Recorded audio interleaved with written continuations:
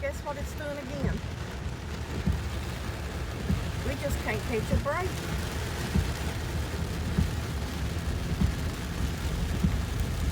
I mean, every time you go to clean up something or do something, it's always raining. We just can't get ahead or something now. I don't know what we're gonna do. I don't either.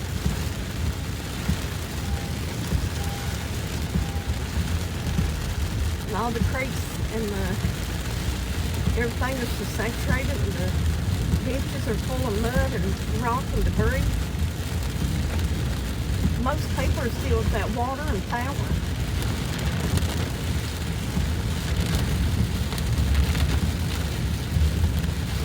Oh, Lordy.